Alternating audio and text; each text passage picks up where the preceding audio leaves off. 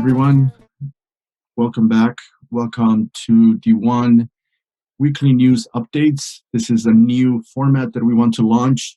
It's a shorter segment. It'll be dedicated to news every week that some of our friends have been asking us for. And today we are very excited, in a way, very lucky to say it best, that thanks to some contacts, thanks to some people on social media, on Facebook itself, that I managed to be able to get in touch with some activists and some excellent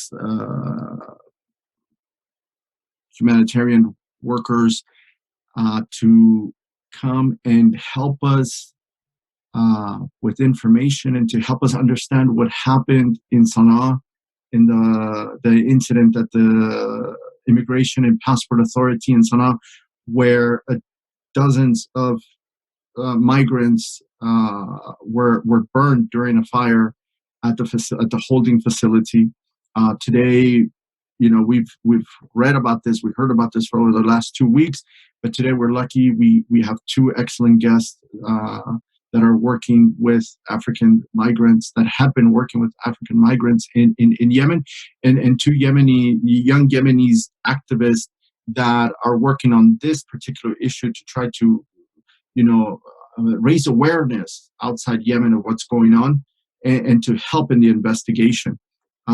So excuse me that there is not much of an introduction for this particular segment today, but I do want us to move into a discussion with our guest. And what we're going to do is we're going to provide a 15-20 minute update today with our interviews today that will come out right away. But then we're going to hold off and we're going to record a longer interview, a longer conversation between the five of us to discuss the issue beyond the incident at the Passport Authority. We want to talk about what brings migrants through Yemen, what their path is to migrating toward the Gulf countries, what they go through, their experience in Yemen, in Aden, in Taiz, in Hajjah, and Sada.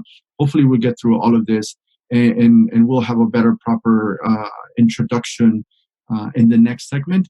But first, please allow me to introduce you to some young Yemeni activists that helped organize this conversation today. Mr. Husam, how are you? Good morning.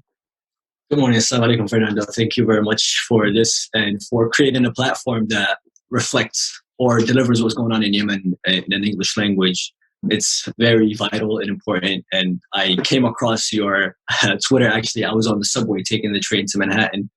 And I was like, boom, gold mine.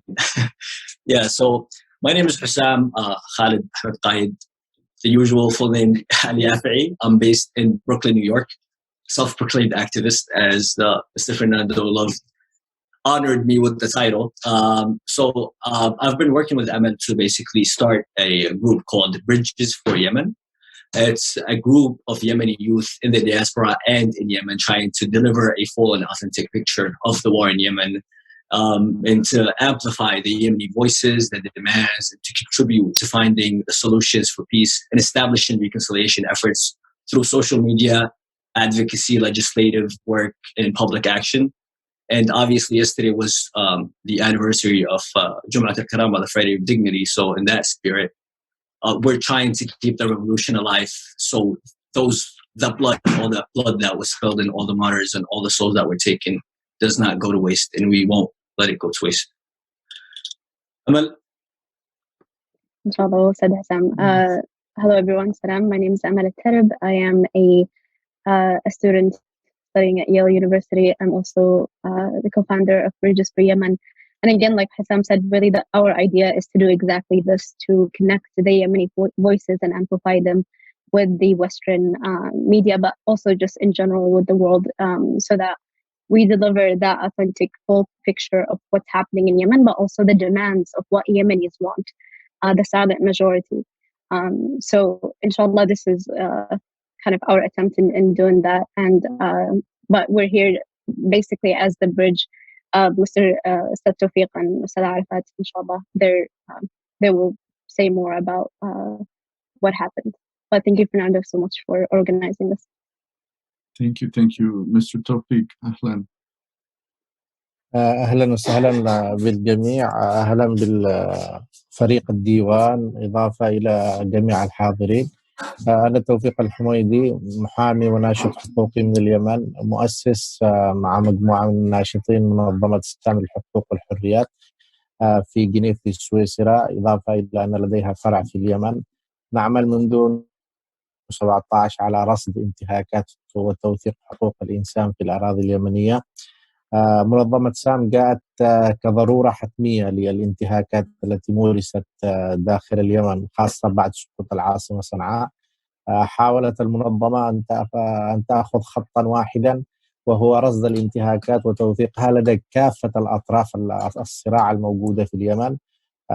خلال هذه الفترة رصدنا أو أصدرنا ما يقارب 20 تقريرا نوعيا من كافة الانتهاكات، و250 بيانا شهريا وتحقيقا عاما، ولدينا علاقات وتواصلات مع كثير من الفرق التي تعمل على التحقيق في الشأن اليمني.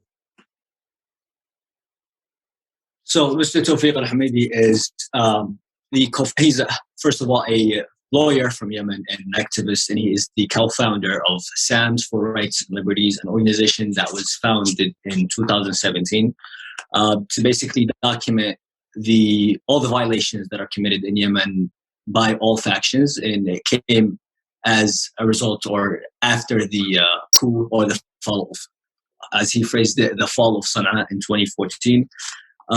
Throughout the years, they've published more than 20 full reports and over 250 monthly documents of the violations in Yemen from all factions. They are based in Geneva, in Switzerland, and he's currently in Vienna. So Arafat, عرفينا بنفسك. أهلا وسهلا بكم جميعا، وأهلا وسهلا بالفريق ديوان. طبعا أنا محامية وناشطة حقوقية، محامية كنت في صنعاء وناشطة حقوقية، وأشتغل مع إذاعة مستقبل أوروميا. طبعا أنا أول من دخلت يعني نشرت المجموعة اللي كانوا موجودين داخل السجن، عن طريق أنا تم توصيل صوتهم في البداية قبل الانفجار. أساسا سلطنا الضوء على المجموعة وتكلمنا معاهم، وبالتالي يوم اللي حصل الانفجار كمان إحنا أول من نشرنا طبعا كإذاعة مستقبل أوروميا. وخلاص يعني، وبعدين المهم إني أنا كنت شاهدة وفي مجموعة كثيرة تتواصل معي حتى الآن، وأنا حاليا هربت من صنعاء وموجودة في جيبوتي. شكرا. So Miss Arafat is a human rights activist and a lawyer who is actually based in Sana'a, and she also worked with the name is Higre Media. It's a news network for the Oromo community, and she herself is ethnically Oromo. She was in contact with the refugees who were inside the facility that was literally bombed, and she, through that news, it's actually, the name is Higre News Network. مستقبل اخبار مستقبل Oromo. Some of that story. Higre News Network. Higre News Network. It's an Oromo word. That's how they say future. Yeah, but she was in contact. She was one of the first people to basically raise awareness and get in contact with the refugees that were in there. And that network was the first to break the news to the international media, and through the Mr. Jamda Suti, who was actually our contact in creating the coalition that we will mention shortly. Excellent. Well, what I want to do now, I think we lost Miss Arafat to a phone call there. There she is. What I want to do now is to ask Miss Arafat or Mr. Tawfik if they can talk about the incident itself, what happened at the passport authority. If we can go through that day, maybe Mr. Tawfik can start while we get Miss Arafat back. ممكن يا أستاذ توفيق تبدأ تشرح يعني كيف حصلت إيش الذي حصل في مبنى الجوازات بشكل عام. أنت you're muted صمت. طبعا لا يمكن الحديث عما حدث في مبنى الجوازات بدون العودة قليلا إلى الوراء. مبنى الجوازات في العاصمة صنعاء كان هو أشبه ما يكون بمركز تجميع للاجئين الذين يعتبرون أن اليمن هي عبارة عن خط عبور نحو أوروبا والمملكة العربية السعودية بالدرجة أولى ثم أوروبا درجة ثانية. من خلال عملنا سابقا في تقرير سمي رأس العارة ورصدنا لكثير من التحقيقات تبين أن كثير من الأورومو الذين يحاولون الذهاب إلى المملكة العربية السعودية يأخذون إما طريق الحديدة ثم باتجاه حقة إلى جهة صنعاء أو عبر مأرب عبر البيضاء رداع ثم مأرب ثم محاولة الذهاب إلى المملكة العربية السعودية. البعض يستقر قليلا في رداع أو في صعدة لكن يتقى مناطق ثم نقلهم إلى صنعاء. نحن رصدنا مثلا على سبيل المثال إحدى الوقائع يتحدث فيه عن اعتقال ما يقارب 800 من العاصمة صنعاء من صعدة ثم نقلهم إلى رداء إلى عمران ثم نقلهم إلى صنعاء في سجن الجوازات. أضف إلى ذلك اعتقال الذين يحدث في صنعاء. ما يحدث في صنعاء أن هذا الهنجر أو مركز الاحتجاز أولا لا تتوفر فيه الشروط والمعايير القانونية للاحتجاز، هذا واحد من رقم واحد. الثانية إن أغلب الموجودين أيضا في هذا المركز الإيواء لديهم أوراق إما صادرة من المفوضية الثانية لشؤون اللاجئين وبالتالي من المفترض أن يبقوا في العاصمة صنعاء حتى هذه الفترة. عملية الرصد الذي قمنا بها لمهاجرين خرجوا من السجن أكدت التالي أنه يتم عملية ابتزاز للمعتقلين بدفع مبالغ مالية تصل إلى ريال سعودي، إجبار المهاجرين الاتصال بأهاليهم في إثيوبيا ولا يتم إخراجهم إلا بعد أن يدفعوا هذا المبلغ. من يخالف ذلك عليه أن يذهب إلى جبهات القتال. راصدنا في عدن التقى بأهالي وأشخاص ما زال أصحابهم يقاتلون في الجبهات حتى هذه اللحظة بسبب سوء المعاملة واكتظاظ السجن وعدم وجود أكل نظيف وعدم احترام خصوصية اللاجئين المهاجرين وأيضا عدم قدرتهم على دفع المبالغ وربما مخاوف في نقلهم للجبهات، وقاموا بالإضراب عن الطعام حتى تتوفر مطالبهم، وأهم هذه المطالب أن يعودوا إلى بلدانهم الأصلية لأنهم غير قادرين على أن يعيشوا باليمن وغير قادرين يتحملوا هذا الضغط في داخل السجن.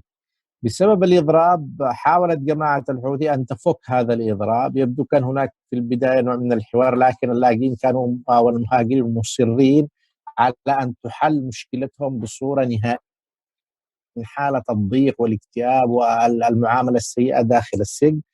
فدخل مجموعة من المسلحين الحوثيين إلا أنهم اشتبكوا بالأيدي وحدث عراك ورافضين أن تم إخراجهم من العنبر، لأنه على فكرة هو ليس السجن، هو عنبر كبير وبدروم تحت الأرض يعني مفتوح، كلهم يناموا في غرفة واحدة دون أي احترام للخصوص.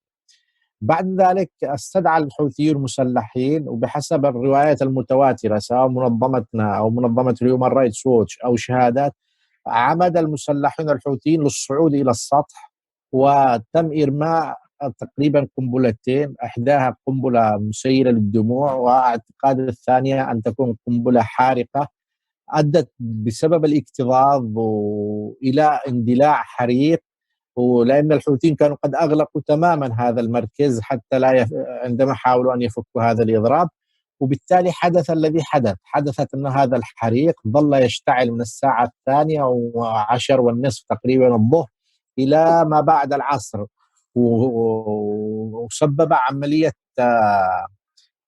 اختناق أدت إلى هذه الاختناق سببت في كثير من الجروح. الشهادات التي أوردناها في تقرير سام، 2 من المعتقلين شاهدوا المسلح الحوثي وهو يلقي القنبلة، حاولوا يفرون إلى الحمام بحيث يرشون الماء على وجوههم.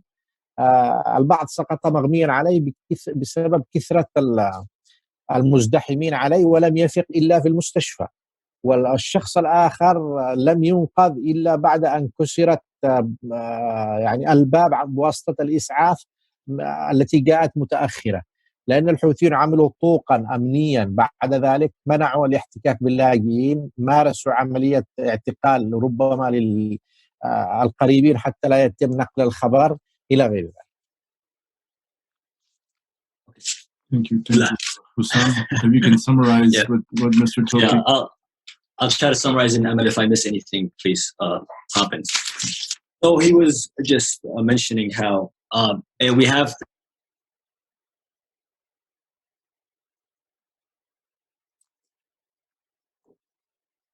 Are we back on right now? Yeah. Yeah, he was saying we have to retract back and see the history of the Oromo refugees and the refugees in general in Yemen. And he mentioned some of the reports that Sam has already worked on prior to this incident, and how, for example, he mentioned that specific report titled Ras al-Ara by Sam's rights, mentioned how around 800 refugees were rounded up in Sada, taken to Marib, and then driven to this facility in صنعاء. And then he went into the details of the actual incident, how the holding facility was not in the right condition to hold people in general, let alone overcrowded to 3 times its capacity or even more. A lot of the people that were inside the facility actually had a legal status, like UNHCR documents that basically refugee status in Yemen. And he also mentioned how the majority of the refugees come to Yemen not to settle there, but just to go to Saudi Arabia or Europe or any other country that they could gain access to. Yemen is a transit route to the Gulf, basically. Ironically, yeah. So he was also speaking about how one of the tactics that was used was actually, and this is a viable claim that has been corroborated by multiple sources, is that they were actually being recruited inside those facilities. They would ask them for money that they don't have, they cannot afford to. Basically, you have no option, it's either this or that, and they would incentivize it because they actually offer the money to go and fight for them, and their other choice is to remain in those terrible conditions that they're being kept in. So being those terrible conditions, they started, they went on a strike, they went on a hunger strike, and then things developed, and there were actually demonstrations outside as well. The crowd, like, they couldn't control the crowd. The Houthis went in and tried to negotiate, basically to calm them down, to break the strike. They wouldn't budge, and so then the crowd got a little out of control. So the Houthis brought forces from outside, and this is actually from the video that we received today, eyewitness account. They took a ladder and they climbed up, and obviously after the security forces went in, they closed the hangar. So it was a closed space filled with easily flammable mattresses, and they threw 2 bombs. The first one was a tear gas bomb, and the second one was an incendiary bomb, as per eyewitness accounts. And he mentioned specifically the 2 people that saw with their own eyes the bombs being thrown, ran to the bathrooms, and they were washing their faces and like trying to actually not lose consciousness. And some of them only woke up in the hospital. But yeah, that's did I miss anything, Emma? And he also mentioned how the fire went on from 12 until like 3:30 in the afternoon, and how like everybody came late, and the place itself was immediately surrounded by Houthis to make sure that nobody comes in, nothing gets leaked. And even in the hospital that they were taken to, the hospitals themselves were surrounded, and even the refugees or Oromo or even the janitors of African descent were taken out. They had their phones confiscated and they were taken out to make sure that nothing gets leaked, and obviously they don't get exposed. Yeah. Right. For those familiar with I showed the map earlier of the facility.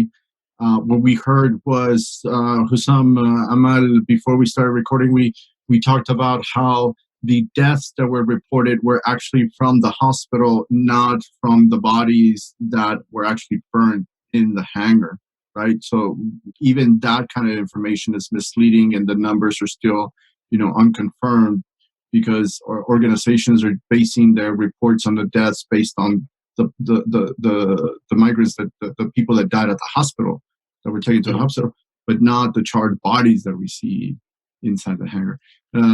Husam, if we can bring in Miss Arafat, who she's had experience living in Yemen, living in Sana'a, working in Sana'a. Miss Arafat was working as a translator, I believe, with among migrants with the Houthis. If she can talk to us about how that relationship happened, where it originated, and what we know that she's left Yemen, and a little bit from her on her view on the incident itself. إذا ممكن يا أستاذة عرفت تتكلمي على تجربتك الشخصية في صنعاء، وتعاملك مع اللاجئين وطلب يعني الحوثيين منك أحيانا للترجمة وما إلى ذلك، انتهاء بخروجك من صنعاء وخروجك من اليمن بشكل كامل. حاولي تكون يعني يكون كلام متقطع عشان التفاصيل مهمة وتكون الترجمة أكثر صح إن شاء الله. أنا كوني إني محامية اللاجئين، كنت بخصوص يعني كنت ماسكة السجون، محامية السجون باسم كذا، محامية السجون، وأنا ماسكة السجون كامل. طبعا كانت علاقتي مع الحوثيين مباشرة، يعني كنت أحتك فيهم يوميا. وبعدها هم يشوفوني إني أنا نشطة وأتفاعل مع اللاجئين ومع المنظمة اللي كنت أشتغل فيها. وبعدين هم كانوا على حتى إنهم ما كانوا يعرفوا المنظمة هذه أساساً إيش هي في البداية كبداية، لأنهم جاءوا ما يعرفوش ولا حاجة. وبعدين أنا كنت أشرح لهم إني أنا من منظمة الفلانية تابعة للأمم المتحدة، يعني المشروع حقها، وإحنا تابعين للاجئين. كنت أفهمهم يعني، وعلى البطائق اللجوء حتى طبعا البطاقة الصومالي غير بطاقة الأورومو أو أي جنسية أخرى، يعني لأن حق الأورومو وحق الجنسيات الأخرى بطاقة بيضاء، أما بطاقة الصوماليين هي تصدر من عند مصلحة الهجرة والجوازات، وهي بطاقة خضراء صغيرة يعني. وكنت أشرح لهم إيش الفرق بين هذه وهذه لما يقولوا لي، وبالتالي هم يشوفوني إني أنا بدأوا يتواصلوا معي تواصل مباشر، وكانوا يتصلوا لي يقولوا لي في مجموعة هنا وفي كذا. طبعا في 2016 حصلت يعني كانوا يضبطوا من الشوارع بداية 2016 على شهر 2 كذا، كانوا يمسكوا لاجئين من الشوارع ويحطوهم داخل السجن. طبعا ذاك الوقت ما كانوا يحطوهم في سجن الجوازات، كانوا يرحلوهم للسجن المركزي. وإحنا بدأنا نتفاهم معاهم، وأنا كنت أسير وأرجع وأخرج مجموعة كبيرة، يعني خرجت. كان ذاك الأيام ما حد يفرق بين اللاجئ أورومو ولا لاجئ إريتري ولا صومالي، كانوا كل من يمشي في الشارع يمسكوه ويحطوه. بدأت يعني توطدت علاقتي معاهم، وكانوا يتصلوا لي ويقولوا لي في مجموعة في كذا. طبعا يعني تواصلي كان مباشر معاهم، هم ما كانوا يتواصلوا مع المنظمة، كانوا يتواصلوا معي رأسا. وبعدها طلبوا مني كأني أنا أعمل لهم تقرير عن المنظمة. طبعا قلت لهم أنا ما بعرفش أسوي لكم تقرير عن المنظمة، لأني أنا أكيد في حاجات كثيرة داخل المنظمة وأنا مش فاهمة هذه الحاجات.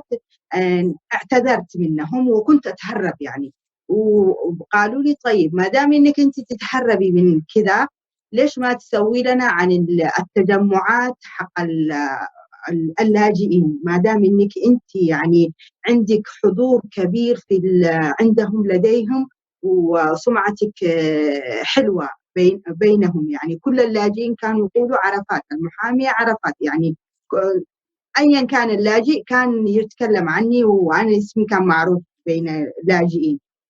عشان كذا قالوا لي ليش انت ما تسوي لنا تقارير عن الجالية الصومالية والجالية الأورومو وكل الجاليات اللي انت تحتكي فيهم مباشرة. طبعا أنا كنت أحتك مباشرة مع الجالية الأورومو والجالية الصومالية، كوني إن أمي صومالية وأنا يعني أورومو. عشان كذا قلت لهم والله أنا ما بقدرش، وبدأت أتهرب، يعني أقول لهم لا.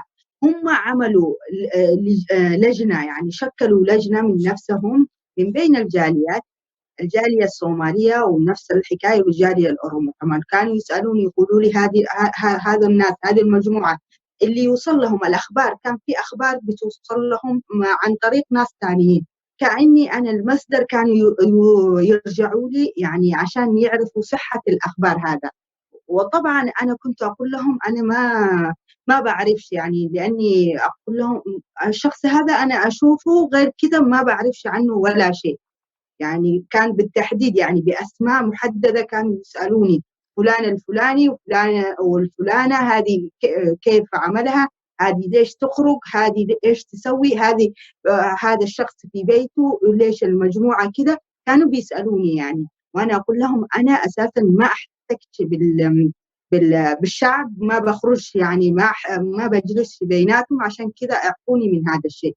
هم بدأوني من هذه النقطة، وبعدها اتطورت، يعني شوي شوية بدأوا يتطوروا. كانوا يتصلوا لي بالليل في أي وقت، لما يكون عندهم ترجمة يقولوا لي ترجمي، تعالي ترجمي لنا هذا الشيء. يعني مش إنه الترجمة حقهم إني يرسلوا لي، لا، يرسلوا لي عن طريق الواتس ولا عن طريق الرسالة النصية، لا، كانوا يقولوا لي تعالي وأنا أترجم داخل سيارتهم مثلا، داخل السيارة عندهم أترجم، ويفتحوا لي التليفون وكنت أترجم. وبعدها يعني بدأ يعني ابتزاز، زي ما إيش، لو أنا أقول لهم ما أقدرش أجي إذا ما رديت مثلا على التليفون، كانوا يقولوا لي ليش ما ترديش. يعني كان يهددني. في واحد إنه ماسك مسؤول عن الجاليات وعن اللاجئين كذا، كان في الأمن السياسي طبعا، كان يهددني دائما، يقول لي ليش أنت ما ترديش على التليفون، ليش تليفونك مغلق. أنا بدأت يعني أقفل تليفوناتي، وكانوا يقولوا لي تعالي اشتغلي معانا ونعمل لك، نفتح لك مكتب ونخليكي عندنا. وانتي وأنا طبعا خرجت من العمل 2017. قلت لهم أنا ما أقدرش، ما عنديش عمل. بدأت يعني بعد 2017 كنت أتهرب منهم بهذه الناحية، يعني أقفل تليفوناتي، أقول لهم أنا كنت أدور على أعمل، أنا كنت في مكان تاني. كنت أقول لهم هذه الحكاية، يعني بكوني إنهم ما يعرفونيش، ما كانوا محددين موقعي، وأنا كنت أتهرب من مكان لمكان. طبعا حتى المكان اللي كانوا عرفوا وجاءوا عندي داخل البيت حتى، والحارة نفسها والعمارة دقوا علي باب العمارة، والناس قالوا لي ليش في عسكري كان يدورك، في واحد يمني كان يدورك. قلت لهم من هذا اليمني؟ فلان الفلاني. هم طبعا اسمهم أسماء مستعارة، يعني مش أبو فلان واسم ثاني. طبعا أنا أسماء اللي أنا أعرفهم فيه غير الأسماء هذه. كانوا يقولوا لي كذاك، وأنا هربت من المنطقة اللي كنت أنا ساكنة إلى منطقة ثانية. طبعا حتى والله العظيم إني كنت ما أخرج، حتى إذا خرجت كنت متخوفة أمشي، يعني أقول يا ربي إني أرجع ولا كيف، ويمسكوني في الشارع، تليفوناتهم أكون مغلق، تليفوني يكون مغلق، تليفوني حق الواتساب وهذا أخليه في البيت، يعني تليفون صغير كنت أخذ أغلقه. اتصل هم يعني بعد هذا بدأوا يتواصلوا معي، يقولوا لي ما دام انك انت ما عندك حاليا عمل، تعالي اشتغلي معانا واجلسي معانا واحنا بنجيب لك. كم كنت تاخذي عسى الله في المنظمه؟ $500. كنت قلت لهم ايوه كنت $500. يعني هم عرفوا اني انا مبلغ كم راتبي كم شهريا، $500. احنا ندي لك $500 وندي لك جنسيه يمنيه كمان، وانت نعترف فيكي كمحاميه وتبدأي تشتغلي معانا وتجي تسيري وتترجمي لنا وتكوني يعني من بين الزينبيات. وأنا خفت من هذه النقطة. طبعا زينبيات هم يسموا البنات الحوثيات، يعني حقهم العساكر البنات يسموا زينبيات. وأنا قلت لهم هذا كيف بيكون؟ قالوا لي روحي في منطقة في نقم، تجمع حق الزينبيات طبعا، روحي هناك واستمعي لهم وكذا. وأنا كنت دائما أجيب لهم أعذار. وبعدين صرت أقفل جوالي وخرجت من داخل صنعاء لمنطقة ثانية على أساس إنهم عشان ما يدورونش. كنت أقول لهم أنا في عدن بسبب أمي مريضة، بسبب أنا عندي حصلت لي مشكلة. كانوا يقولوا متى تيجي متى ترجعي، وأنا أقول لهم إن شاء الله لما تتحسن أمي، لما أتحسن شوي. يعني كنت أتحجج. وطبعا حتى لما كنت أنا موجودة داخل صنعاء وأنا يعني أروح وأرجع من عدن لصنعاء، كنت أخاف إني يشوفوا اسمي إني أنا رجعت بالطريق. طبعا بالطريق يشوفوا الأسماء والبطائق. كنت أخاف حتى إني أضطر أدخل بأسماء ثانية، يعني منقمة ما حد يشوفني. كنت أضطر أدخل بأسماء ثانية. وبالتالي إنهم يعني هم ضغطوا علي كثير في حاجات كثيرة. والله العظيم أنا خفت منهم، ضغطوا علي ضغط كبير جدا. تخيل أنت لما يمسكوك ويخرجوك من داخل البيت بالليل ولا بالعصر، يقولوا لك تعال بسرعة الآن مكان ما أنت موجود، يعني تضطر إنك تروح عندهم وتقول لهم أنا فين؟ أنا في مكان بعيد. يقولوا لك أنا بجي لك الآن عند المكان هذيك وأنت مضطرة إنك تخرجي وتطلعي السيارة مع الشخص هذا. وأنا كنت أخاف وأقول يا ربي إني أرجع ولا ما أرجعش. حتى بمجرد إنه اتصال اسم الشخص هذا أشوفه والله العظيم كنت أرجع. يعني كنت أرجف وكانت تجي لي حالة نفسية يعني من نفس الاتصال الشخص هذا. أقول له إيش فيك؟ ليش؟ يقول لي تعالي فين أنت؟ مكان ما أنت تكوني موجودة تجي، ضروري إنك تجي. يعني أنا أكون أتصل لك تتركي الحاجات اللي بيدك وأنت تقولي حاضر يا سيدي وأنت تجي لي. على أساس إيش؟ على أساس مجرد حاجة تافهة. يعني أقول له طيب يا أستاذ إيش يا فندم، إيش الموضوع اللي أنت تشتيني فيه؟ بالنهاية هو شيء تافه، يسألني على فلان مثلا ولا يقول لي ترجمي هذا المقطع، هذا الصوت أنا سجلت هذا الصوت ترجمي. وأنا أبدأ أترجم. ليش؟ حتى إني إذا ترجمتها ترجمة غلط حتى قلت وأترجم يقول لي أنت هو أنا عارفة، يعني يقول لي أنا رحت وترجمت من مكان ثاني الشخص قال لي كذا وأنت ليش قلتي؟ ليش كذبتي علي؟ أضطر إني أترجم بنفس اللهجة اللي الشخص يتكلم، لأنه كان بيسجلوا من ناس يعني تليفوناتهم تسجيلات، وكانوا يجيبوا لي، كانوا يقولوا لي بيجيبوا تليفونات مثلا أشخاص يمسكوهم يجيبوا تليفوناتهم يقولوا لي هذا الشخص تعرفي أنت شوفي بتصفحي معانا صور الشخص، يعني صور ناس داخل هناك، ويقولوا لي منطقتكم مثلا. وفي حاجة نسيت أقول لك إنه كانوا طلبوا مني يعني يقولوا لي مثلا كوني جيبي لنا إيش عن الاستراتيجية أثيوبيا، إيش يعني أثيوبيا كيف يعني زي ما أقول لك كيف الناس يعيشوا فيها، إيش من الرئيس، إيش نظامه، كيف إيش ديانته، واللي تحت كم الوزراء، ونفس الحكاية عن الصومال كمان.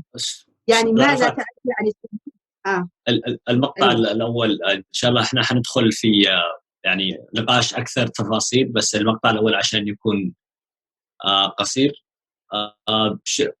Should we stop the first segment here or?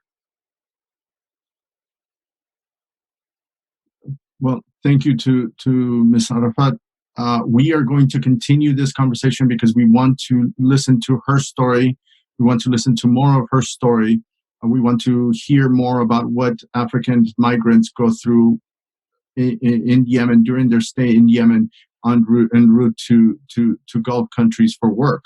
And I only wanted to stop this because we wanted to do short 20-30 minute segments, but as I mentioned, we're going to continue recording this segment to publish as an episode on its own to continue the conversation. To wrap it up with the news, just recently before we started recording, I started getting messages from Sana'a and from social media. You know, the new campaign as of today is to, if you follow the news from Friday the 19th, when the Houthis took responsibility for attacking Aramco facilities in Saudi Arabia with drones. This morning, it looks like the Houthis are going to launch a new social media-based campaign calling it the War of Oil.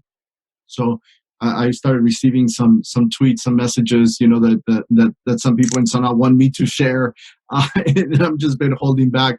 But these are basically, you know, saying the Houthis are claiming that they are escalating the war and they are going to target Saudi Arabia oil facilities more often.